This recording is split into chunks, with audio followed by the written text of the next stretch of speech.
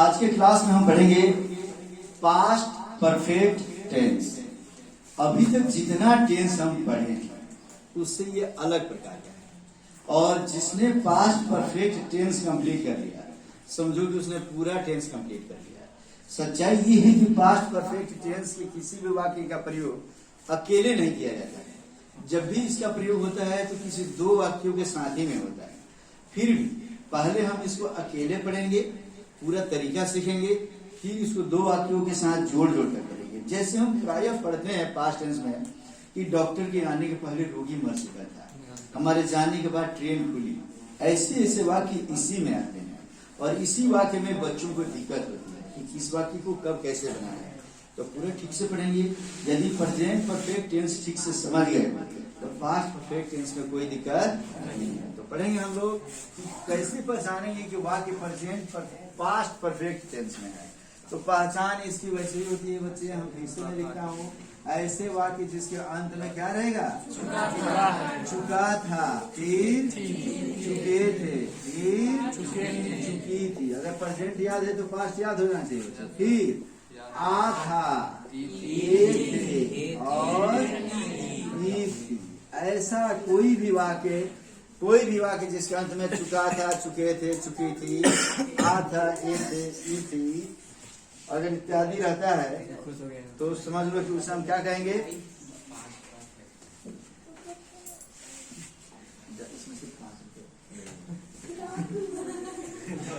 हम लोग पढ़ते हैं बच्चे कि ऐसा वाक्य जिसके अंत में चुका था, चुके थे, चुकी थी, आ था, ए थे, ई थी लगे हो, ऐसे वाक्यों को हम पास्ट परफेक्ट टेंस करते हैं।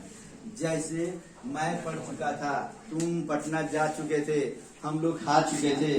लेकिन इन वाक्यों का प्रयोग हम अलग अलग तरीके से स्पेशल रूल में भी करते हैं, वो भी हम सीखेंगे। पहले नॉर्मल तरीके से सीखते हैं। याद करो, जब पहचान हो जाए तो कौन सा नियम लगाते हैं हम लोग, बनाने का नियम। तुम्हें याद होना चाहिए बच्चे, प्रेजेंट परफेक्ट टेंस के वाक्यों को हम बनाते थे है प्लस MB3 से। तो हम इसको कैसे बनाएंगे, हैड प्लस MB3। यही याद रखना है। अगर जिसको ये याद हो गया कि प्रेजेंट में है प्लस MB3, पास्ट में हैड प्लस MB3, फिर फ्यूचर में पढ़ेंगे हम लोग शैल विल प्लस है प्लस MB3। ये तीन याद है तो समझो कि परफेक्ट हम लोग समाप्त कर चुके। तो अब इसमें हम पढ़ते हैं इसका कौन सा, अफर्मेटिव। तो अफर्मेटिव का पैटर्न अगर हम पढ़ रहे हैं बच्चे तो सबसे पहले क्या लिखेंगे हम लोग, सब्जेक्ट। मैंने बताया था बाएं तरफ सब्जेक्ट और दाएं तरफ ऑब्जेक्ट लगाते हैं। हमारा हो गया subject plus had plus MB3 plus object plus other. तो इस तरीके से हमारा है कि जैसे राम, हमने वाक्य दिया राम आम खा चुका था, या राम आम खाया था। ये दोनों प्रकार का वाक्य हो तो हम बनाएंगे। तो सबसे पहले लिखेंगे राम के लिए क्या लिख लेंगे, राम। सब्जेक्ट की पहचान कौन लगाकर वाक्य में प्रश्न करते हैं, और ऑब्जेक्ट कैसे पहचानते हैं, क्या लगे। कौन आम खा चुका था, तो राम के लिए हमने राम लिख लिया। उसके बाद हम क्या प्रयोग करेंगे, हैड के बाद मेन वर्ब का तीसरा रूप खा चुका था, खाना का तीसरा रूप ईट। ईटेन के बाद क्या खा चुका था जी, मैंगो का प्रयोग हमने कर दिया। Ram had eaten a mango.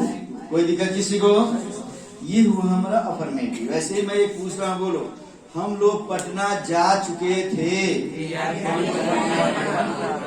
हम लोग के लिए वी के बाद हैड, जाना का टू, गो वेंट गॉन के बाद अगर कभी भी कोई जगह हो तो हम टू प्रीपोजिशन का प्रयोग करते हैं।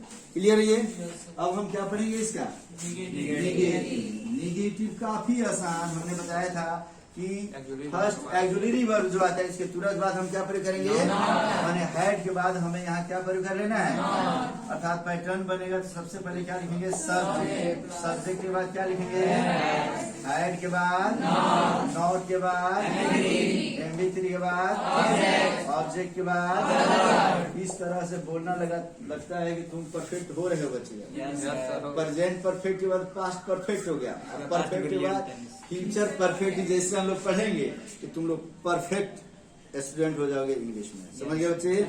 हम पढ़ते हैं इसमें से Ram had subject plus had plus not plus M plus subject plus, यही वाक्य बनाते हैं। राम आम नहीं खा चुका था या नहीं खाया था, यही वाक्य बनाया है। तो राम आम नहीं खाया था, इस वाक्य को हम यहाँ बना रहे हैं बच्चे। बोलो राम के लिए क्या लिखेंगे? सब्जेक्ट हो गया राम, राम के बाद क्या लिखेंगे? हैड। चूंकि नहीं लगा हुआ है इसलिए क्या लगेगा? नॉट। तब मेन वर्ब का तीसरा रूप क्या हो जाएगा?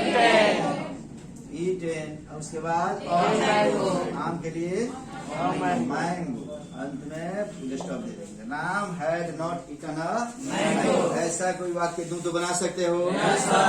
हम लोग पटना नहीं गए थे। हम लोग के लिए वी के बाद हैड के बाद नॉट के बाद गॉन। जा चुके थे दिया ना, गॉन। गॉन के बाद टू पटना, ऑब्जेक्ट नहीं है लेकिन अदर वर्ड में हम क्या लिखेंगे? क्योंकि गो एंड गॉन के बाद जब भी जगह होगा तो हम टू का प्रयोग करते हैं। तो Ram had not gone to Patna, ये भी समझ में आ गया बच्चे। अब इसके बाद हम पढ़ेंगे कौन सा इंट्रोगेटिव।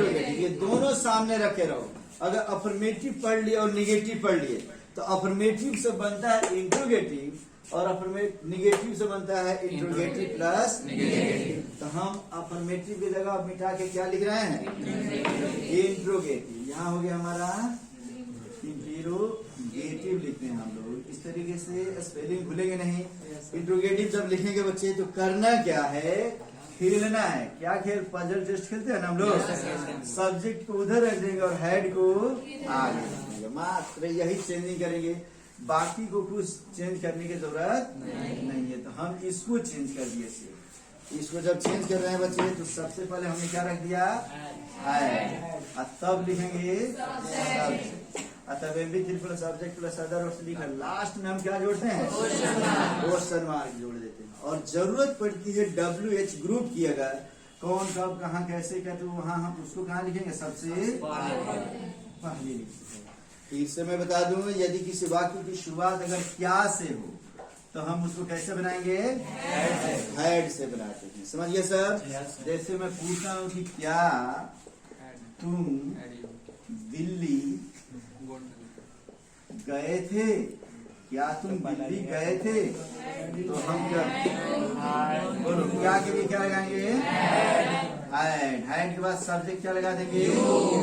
यू के बाद मेन वर्ब का तीसरा गए थे गॉन। और उसके बाद टू लिखेंगे। क्यों टू लिखेंगे जी? एक जगह, गो के बाद जगह दे दिया है इसीलिए